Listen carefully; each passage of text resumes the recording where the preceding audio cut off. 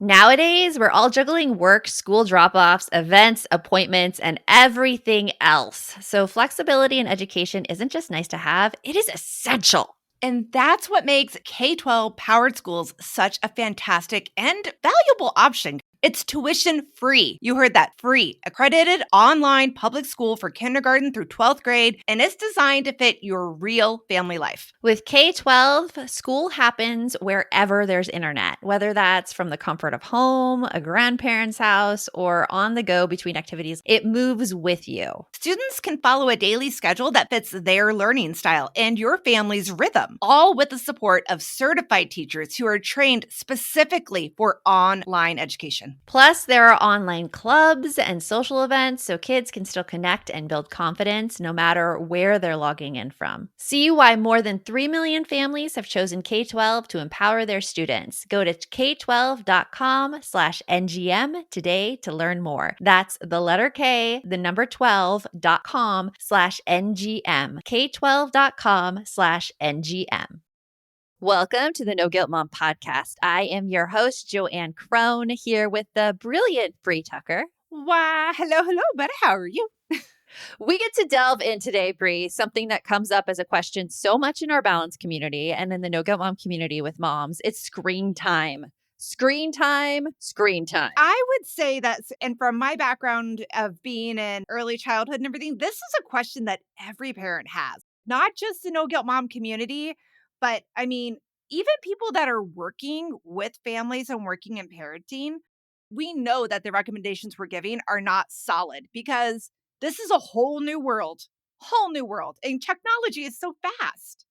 There's so much shame around it Yes. too. And there's so much information out there, especially like popular books that have gained attention, such as The Anxious Generation. I know puts like a huge thing on screen time. So that if you were just to go online, you'd be like, oh my gosh, I'm a horrible parent if I'm letting my kids on screens. And how can I get them off screens? And it's ruining their life and all like this whole rabbit hole you could go into of shame and guilt.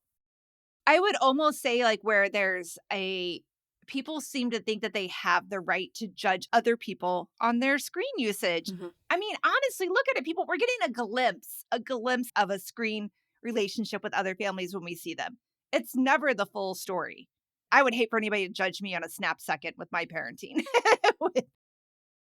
So, we have an episode for you today that is going to put you at ease when it comes to screen time and give you a few things that you might be able to include guilt free in your kids' screen time as well. We're talking with Ash Brandin, EDS, who is in their 15th year of teaching middle school. Known on Instagram as the Gamer Educator, Ash's experiences with technology and classroom management are the secret sauce that help caregivers navigate the world of screen time with consistent, loving boundaries. They are the author of the new best-selling book, Power On: Managing Screen Time to Benefit the Whole Family.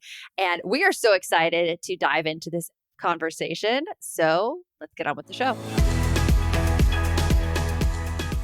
Welcome, Ash, to the podcast. We are so excited to have this conversation because screen time is on the mind of so many parents.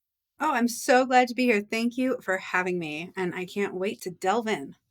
Yeah, because it is so guilt inducing. And your book, Power On, I was reading through it this morning, and you start with this amazing interaction that happened with your 3-year-old right during the pandemic.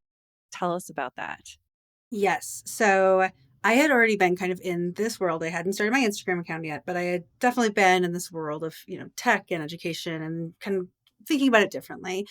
And very soon after we all went home, I was attempting to teach my social studies class of 7th graders, so like 30, 12, and 13-year-olds who were all kind of logging on at the same time. And my then 3-year-old was home with me, and my spouse had already been working from home and continued to work from home, but works in a really technical field. I can't like start and stop with attention, which was fine. Like I knew we were clear about that. Mhm. And I went into that being like, okay, I have this lesson. It's like 20 minutes. It's not even that long. What am I going to do? And I set up this like fine motor skill activity that I'm pretty sure I probably saw on Instagram where they were like, getting Easter eggs out of a bin with a spoon, and in Yeah. each one was like a jelly bean, which like says a lot because I was like, here, eat like 50 jelly beans over the course of 20 minutes. Right? Hey, man, there is no Whatever it shame. takes, right? Whatever it takes. Right. And of course, like my kid is 3 in their own house, right? Why would they think this is any different? They wouldn't, because it's not to them Yeah. and it shouldn't Yeah. have been. And I was like, it'll be fine. And I want to say that it took maybe at most 10 seconds to actually trying to teach with all of these kids in the room before my kid off screen starts like yelling my name. My parent name is Muffin, saying like, Muffin, I found a jelly bean, a jelly bean. And I'm like, no, this is not how this is supposed to go. You're supposed to be quiet. Right. Wait. Were all the middle schoolers like just busting out laughing? Because like I would think to a middle schooler, hearing Muffin would make them be like, okay. It's almost like the fart Yes. sound that they laugh about, you know? They couldn't see my kiddo, so I think it was just like It was it just you. became Got it. quickly chaotic. Yeah. And so then I'm like, I'm muting myself, I'm shushing my kid, I'm trying to get their attention back, and I could already feel that I was getting frustrated, but I'm getting frustrated at my 3-year-old for being a 3-year-old in their own house, Yeah. right? Like a Yeah. pretty unreasonable reaction from me thinking about like the reality of what was going on with my kid.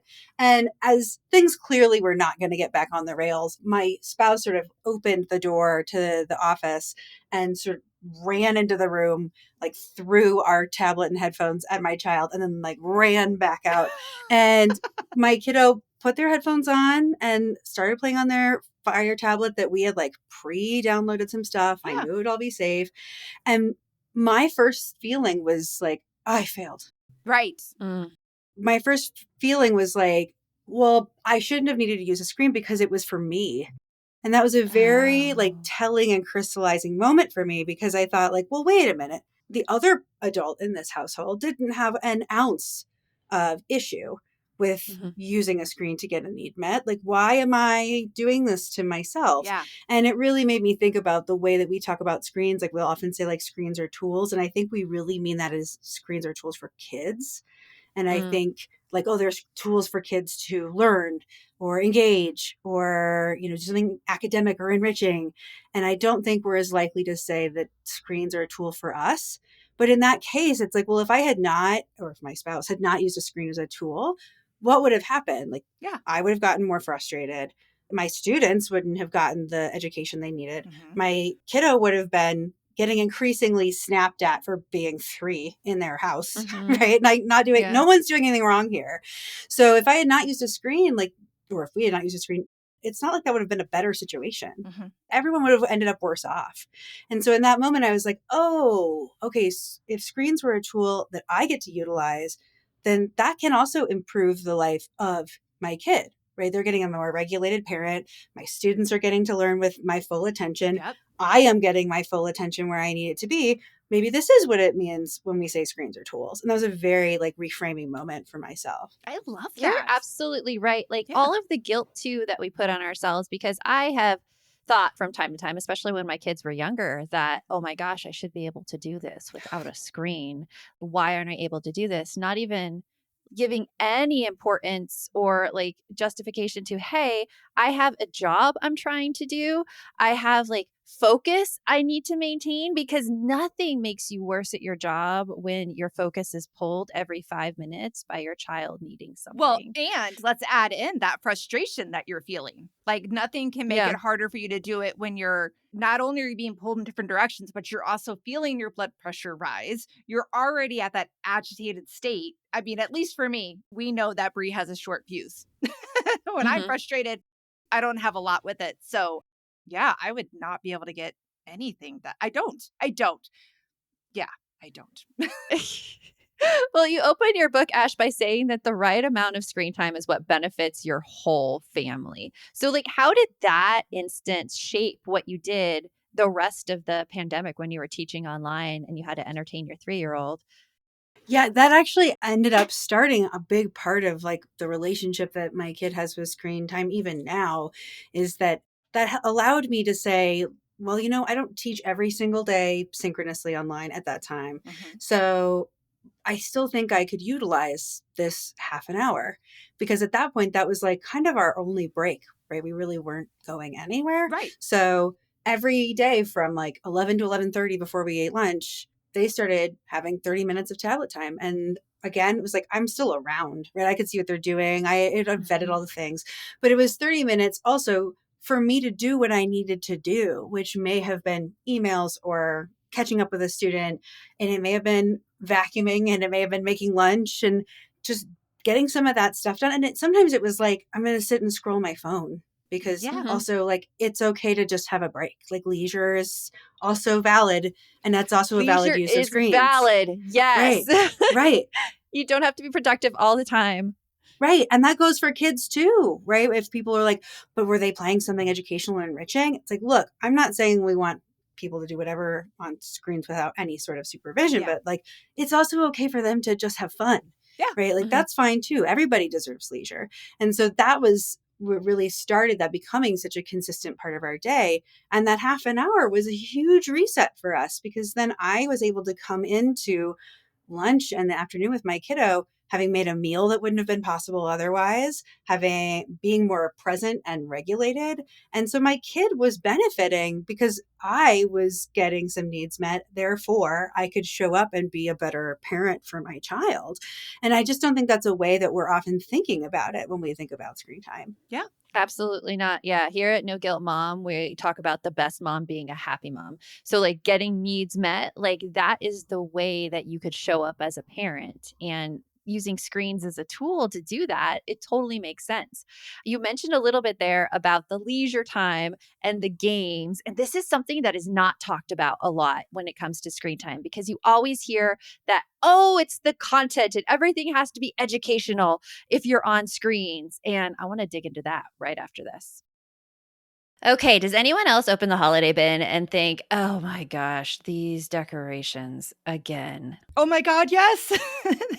I totally feel like that, and I found a way. I make it a tradition to add something new to my Christmas decor every year. It keeps it feeling fun and makes it more exciting. This year, I found the cutest little rustic snowman figurine set on Wayfair, and there might be a little bit of a snowman obsession going on with me. Okay, I was really surprised because you've told me that you have been buying a new snowman since you were 22. So, like, your living room is covered with snowmen during the holiday season. It is, and I love it. I totally love it. And you know what? Wayfair makes it so easy to find the pieces that make me feel festive and excited and match my style, even the kind of quirky parts. It offers fast shipping, tons of options, and all within my budget. So, whether you're hosting, you're decorating, or just wanting to add a little holiday cheer, Wayfair has everything from cozy guest room upgrades to wreaths, cookware, and yes, even snowmen. So, get organized, refreshed, and ready for the holidays for way less. Head to wayfair.com right now to shop all things home. That's WAYFAIR.com. Wayfair, every style, every home. Okay, can we admit something for a second? I avoided my finances for way too long, not because I didn't care, but because I just didn't have the mental energy between work, kids, and everything else. Figuring out money just felt like another full-time job. Same here. That's why Monarch has been such a relief because it links all of your accounts in minutes and suddenly you can see it all, the spending, the savings, what needs attention. It's all right there.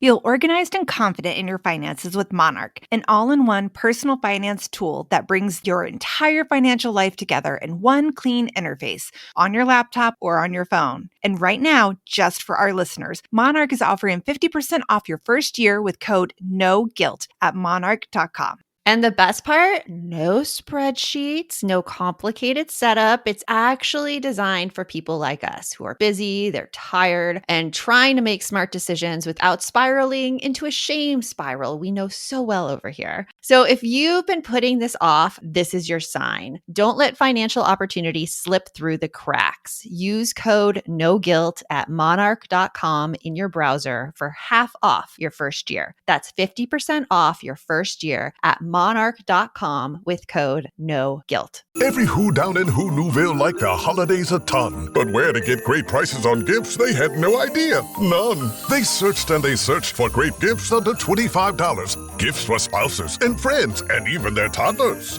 When suddenly one Who shouted, Walmart has what you want, knowing they have Lego, Tree Hut, and low prices to flaunt. So they enjoy the holiday season as Who's often do. Cheering and shouting, Walmart has incredible gifts. Who knew? Find gifts they'll love under $25 at Walmart. So, Ash, in your book, you describe yourself, you as an educator had been using games a lot in the classroom. You'd been using them to engage students. You saw like an uptick in some of your elective courses because of the way you were using games in the classroom. And now you're talking about games and as it relates to kids' screen time. How can games benefit kids over educational programs online? Got it. Yeah, when I was doing things in the classroom, a lot of it was more like incorporating the sort of structures and functions of games into the classroom as opposed to like literal game-based learning, bringing in games, but sometimes it was Mhm. both. And when I would do actual game-based learning, like here is a video game we're going to look at or interact with, almost never was it an educational game whose purpose was to educate. And this is something that people are reasonably kind of confused by because we think that, oh, educational, quote unquote, educational content must be better. And we are now kind of past the era of educational content reaching a certain threshold, right? Like shows on PBS that are being made with researchers Mhm. and educators are obviously a different thing, but there's no regulation about how we're deciding if something is Yeah. educational or not. So when it comes Mm. to like apps and games in the app store, people can kind of slap whatever they want on there, right? It's like kind Yeah. of saying all natural, right? It's very similar. Right? Like when you say educational, it's like, yes, we taught your child how to follow a response and hit a button. That's Mm-hmm. educational. And I'm not arguing to say that all games are bad. I am doing the exact opposite. But I do want to throw one thing in there that you're talking about that made me think about Mm-hmm. this. So when our generation, and I'm going to be 46 here in a month, our gaming experience educationally growing up was basically the Oregon Trail. And I Mm-hmm. gotta say, like, I didn't love the Oregon Trail. I enjoyed it over a lecture from my teacher, but it was Right. boring as Mhm. heck. Yeah.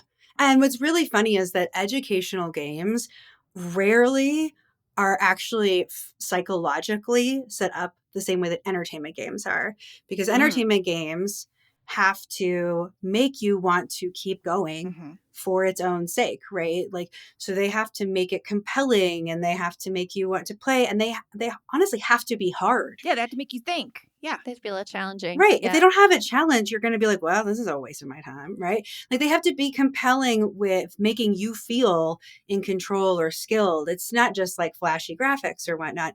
And a lot of educational games end up doing the opposite because if they made it too hard and integrated, you would say no because it would be kind of overwhelming. And Okay. so they have Mhm. to instead, to ensure the kids will keep going, they make the educational asks very low, like you're talking about. They make it like fill in the blank Yeah. or Yeah. multiple choice. It's things you can brute force your way through, Yeah. right? Just like Mhm. keep pressing buttons.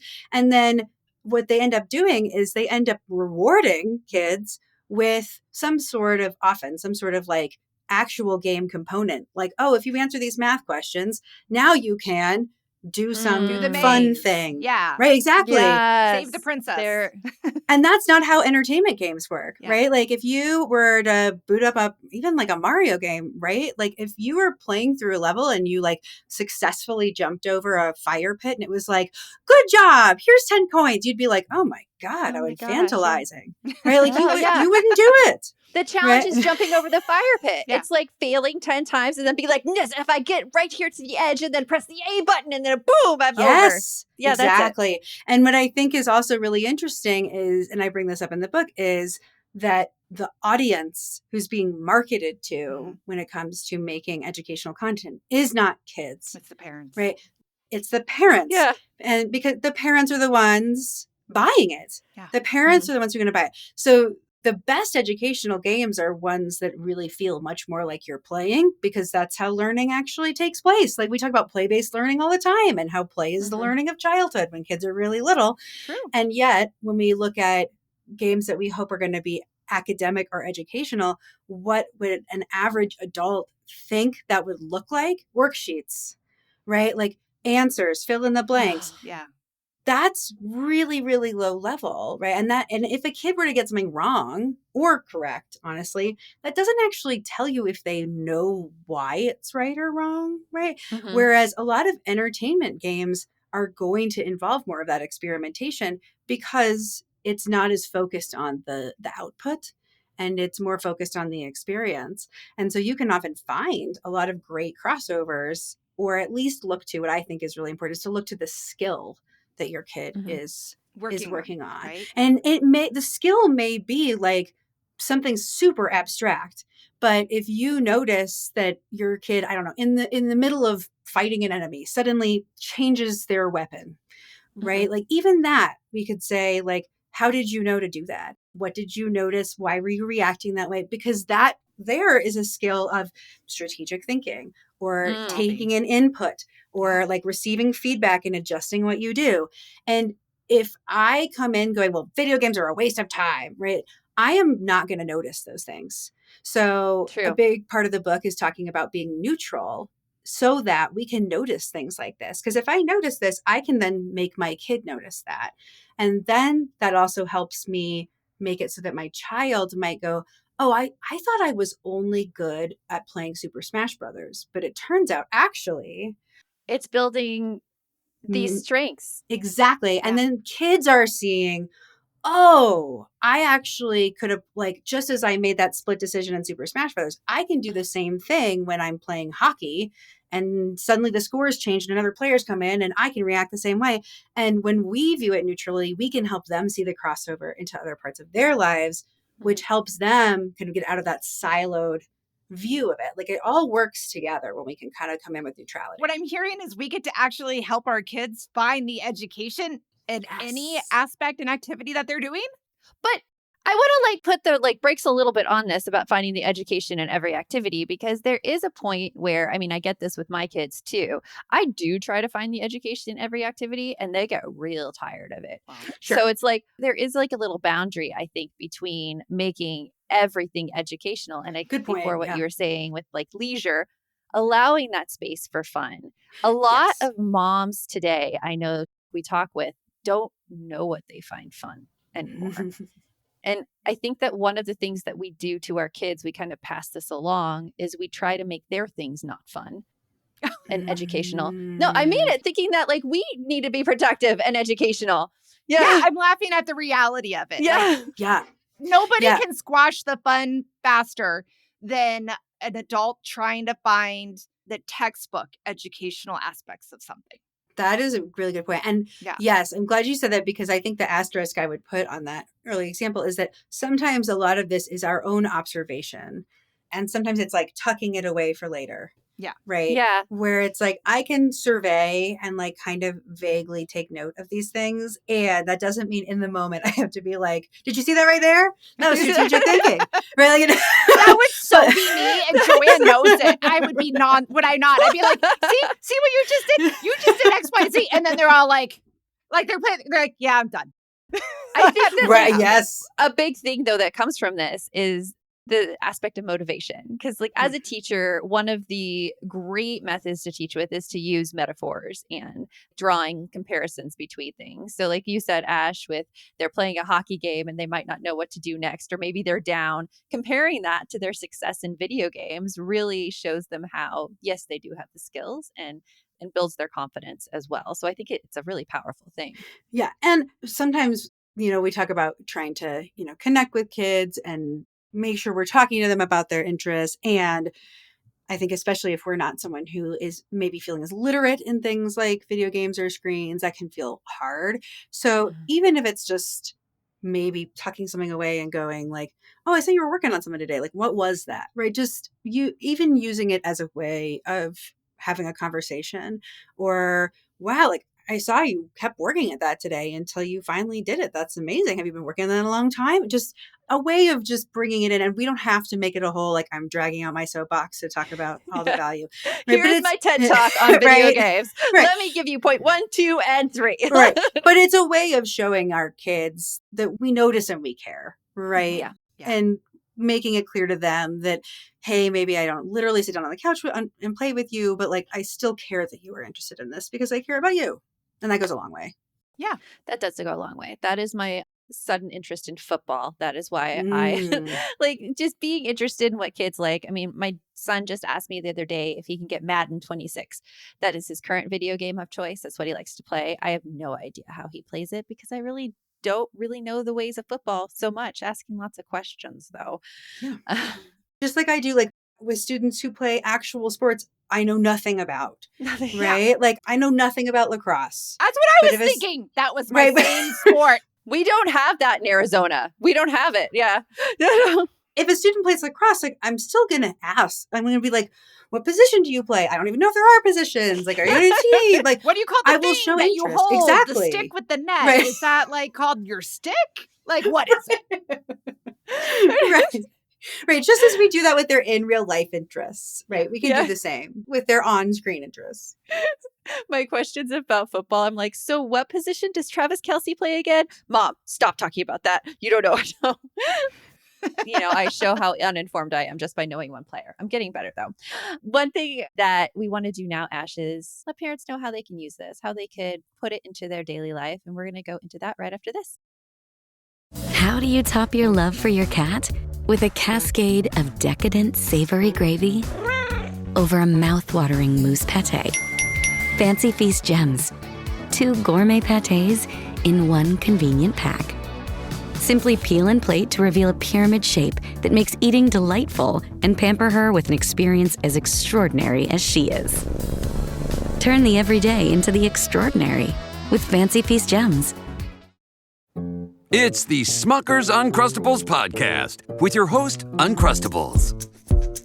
Okay, today's guest is rough around the edges. Please welcome Crust. Thanks for having me.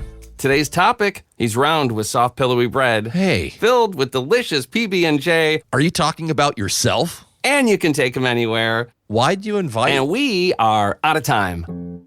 Are you really cutting me off? Uncrustables are the best part of the sandwich. Sorry, Crust. Finished training for the day? Time to fight post-workout fatigue with Core Power Protein Shakes. They're packed with 26 grams of high-quality protein to build muscle and electrolytes to help hydrate. The nutrition you need to help your body replenish, rebuild, and repair post-workout so you can power on to the next one. Champion your recovery with Core Power. Visit corepower.com to learn more.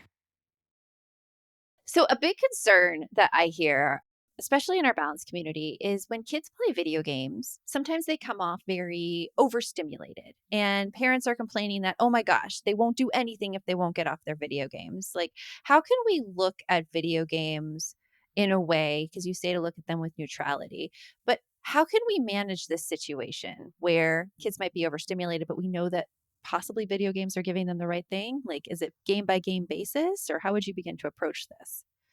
That is a great question and is a big part of my book. There's a middle third that I call the ABCs of screen time. And it's like the 3 components that I think are really important to consider around screen time. And they are also like the major pain points that tend to come up. So they stand for access, time spent on a screen or how kids get time on a screen, behavior, and content. And most of the time in situations like you're describing, somebody hearing that might go like, well, the problem's always behavior. It's behavior, right? Like that's always the thing, right?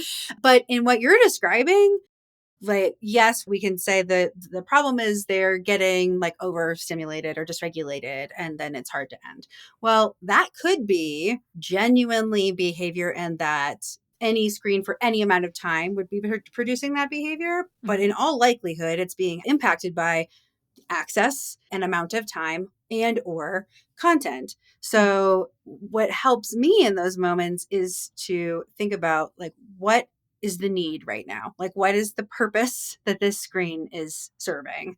And if it's just leisure, that's fine. If it's like, I'm making dinner, okay. If it's I am putting baby down for a nap and I'm not in the same room, those have very different implications because if the need is I need to be like fully focusing on something else, then the screen time needs to not need much from me, right? Like it needs to Yeah. be kind of hands off and minimal in terms of my role. Mhm. And so that might impact the content I say yes to, right? Like if it's something where I'm like, I need to be in the other room putting your baby brother down for a nap, so it needs to be quiet and I need to be not interrupted, then I'm probably not going to say yes to a game that 9 times out of 10 ends up in yelling and Mm. dysregulation and hyperactivity, right?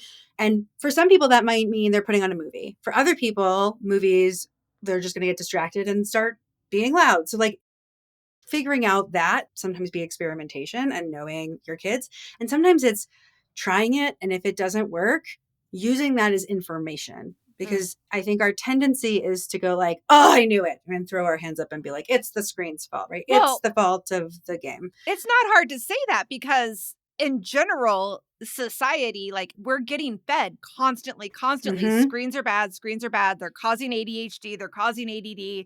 Kids can't focus All anymore the because of things. screens, right? And Right. we're not saying that that can't happen, but there are ways to do this in a useful way. Well, because if I go to the place of blame, for one thing, I get it. It feels good. To be Mhm. honest, I mean, screens get talked about with dopamine all the time. There is a dopamine hit that you get if you can find the problem, right? Yeah. If you're like, aha, right? It's Yeah. screens. That means it's not my kid. And more Mm. importantly, it means it's not me and it's not Yeah. my parenting. True. Mm. So I think a lot of it is sort of a deflection so that we're not having to sit with the discomfort of worrying that it's our fault because we don't want to screw up our kids. And I Very true. completely get that. Yeah. That's why it all kind of like dovetails together is that if I'm coming in with neutrality, doesn't mean I'm going to allow it all the time for any amount with no rules, right? I don't allow that for bike riding or baths or walking the dog, right? True. Mhm. Those things are neutral. Yeah. But I can still come in and be able to see it as data and go, okay, that really didn't work. And so maybe that means that that show, app, game, whatever isn't an option in this situation. So what can I change? I can't change that I need to make dinner. I can't change that the baby needs to go down for a nap. But maybe I can change what we do right before or after screen time. Maybe I change how long by 5 minutes, right? Some amount within my control. Maybe I change what's available and when or the content. And so that part of my book really walks through like, what are the things that we can kind of experiment with and try to see if they make a difference? Because it's about making it work for all of us. If I only go to a place of blame, what am I going to do tomorrow? Right? Like, okay, I've blamed the screen. What good does that do me? It doesn't put my baby down for a nap. It doesn't make dinner for me. I still have the same inequity that needs to be met, right? Yeah. And the truth is, your kids are never going to be without screens. That is an Right. integrated part of our lives going forward. Right. This is a bell I mean, if we could ring the bell, I'm sure many of us would. And that's just not the reality that we're in. Yeah. Yeah, I mean, they're on screens most of the day in school. They come Yeah. home and they have to do homework on screens. Right. They communicate with their friends on screens. I mean, I come into my Yeah. son's room, who's in middle school now, and he is doing his homework, but he has a group chat going on his phone at the same time. So his friends and them are doing their homework together. So it's like a way of connection as well as using screens. And so there's no way around it. You're right. And if you were to leave with one encouraging thing to say to a parent when it comes to screens, what would you say? I start the book with this, but I think it's important to always underscore, which is that the amount of screen time that your kids have is not inversely proportional to your worth as a parent. Mm. Meaning that if your kids have a ton of screen time, that doesn't mean that you're failing as a parent. And if your kids have no screen time, that doesn't immediately mean that you are better as a parent. And I think separating those things and not seeing the amount of time our kids are on screens or what they eat or how long they sleep, any of these metrics, right? Pick like our worth is not a number. Yeah. Yeah. Pick a measurement. And like that does not measure our goodness or value as a parent or our success as a parent. And if we come in with curiosity and wanting connection with our kids, I think that goes such a long way. And it's also okay to factor in ourselves in these conversations, and our Mhm. kids will benefit because of it. Oh, I love that. There is no shame around screens. Yeah. It's something that I have to keep in mind, even though I'm like you, I'm very comfortable around technology. I'm okay with all the screen time, and yet still you feed into that narrative that, oh my gosh, screens Yes, are bad. Yeah. absolutely. We all fall into it. Yeah. I'll fall into it. Mhm. I would say an interesting, addition to what you were talking about, how we feel like we're failing, we're not good parents, all of that. It's because of technology nowadays.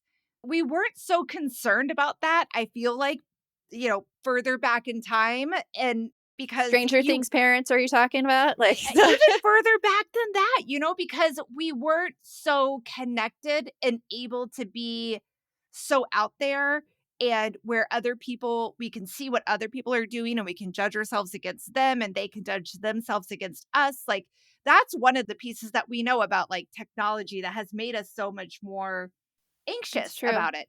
And again, technology's not going away. So we need to figure out a way to make it healthy. And I love that you are breaking away the shame of screens and showing parents how to look at it in a way where it's not good, not bad. You can make it the experience that you need it to be for your family. I love that permission. Absolutely. Okay, Ash, we end every podcast episode with this on a high note. So, what is coming up for you that you're excited about? Ooh, well, if you have a mostly parenting audience, I feel like everyone will completely understand this, but my kiddo is having some time with grandparents this weekend. And to be completely honest, I'm Oh like, my God. I'm looking forward to Heck that. yeah. Love you. Everyone's winning. Really? I know, right? Everybody's winning. Grandparents, kiddo, everybody wins. Yep. That's exciting. I enjoy all of that Oh, yeah. grandparent time. Well, thank you so much for joining us today and taking away some of our shame from screen time. And for all of you out there, remember the best mom is a happy mom. Take care of you. We'll talk with you later. Thanks for stopping by. If you'd like to support the show further, you can share episodes with your loved ones, leave a positive review, or follow us on social media at No Guilt Mom. You can also show your love by visiting our amazing podcast sponsors. We have a link in the show notes.